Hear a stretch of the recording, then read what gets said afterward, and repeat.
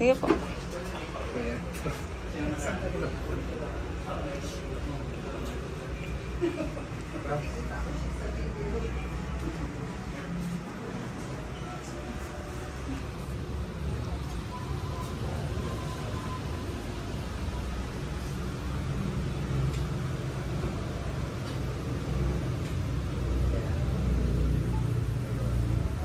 Balik po.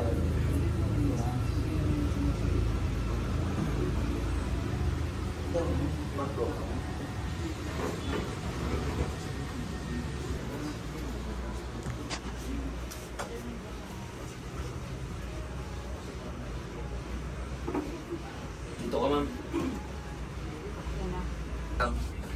Okay. So, eto po si Madam. Tingnan nyo ha. Madam, pwede pong matanong kayo. Ilang taon na po yung pilay nyo, Madam? Almost. Mahigit sa 10 taon po. Mahigit 10 taon na po. Ano-ano na po, Madam, yung napagawa nyo dyan, Madam? Puro therapy. Punta ko ng ortho, punta ng rheumatology, mga So, marami na pong gastos. Sa ano ba yun? Okay, so start ngayon. Nakapag-develop kami ng technique na halos hindi na masasaktan yung mga pasyente. Tignan nyo to ha. Madam, masakit po yung hilot, hindi? Hindi. Si Madam ha. Kaso, ang problema, halos hindi siya mabidyohan yung technique na yon. So, paano nangyari? So, mamaya, we will show you kung nakakalakad si Madam for 10 years. We will show you kung ano yung nangyari pagkatapos. So, God bless mo sa lahat. Maya-maya kita tayo. So, Madam, maya-maya. Okay, so, napagpahinga na namin si Madam. Pasensya na po. Wala tong video ng hilot. Kasi, uulitin ko po, nakapag-develop po kami ng hilot na hindi nasasaktan yung tao. 10 years, tapos kayang ibalik, kahit tanongin nyo siya, ma'am, masakit yung hilot, hindi? Hindi. Parang hindi nga ata naramdaman. Gusto niya ng painless. Bagong discover lang po ng Team Tonyo, 3 days pa lang pong ginagamit. So, sa mga pupunta po dito, pasensya na po dun sa mga nasaktan namin ng hilot ng mga nakaraang taon. Aminado naman po ako dun na nasaktan ko kayo, pero pasensya na po, nagde-develop naman po eh.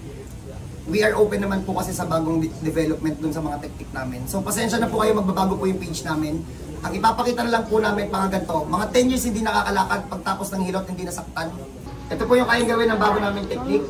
10 years hindi nasaktan yung pasyente natin. Nay, pwede bang pakita natin? Lakad na, tapos balik ko sa amin, Nay. 10 years. Nanay, balik na, Nay. Nay, balik po.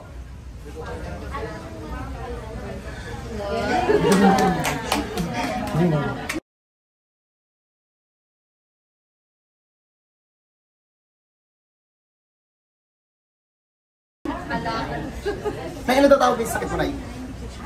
Yung dami yung lumbar spondylosis.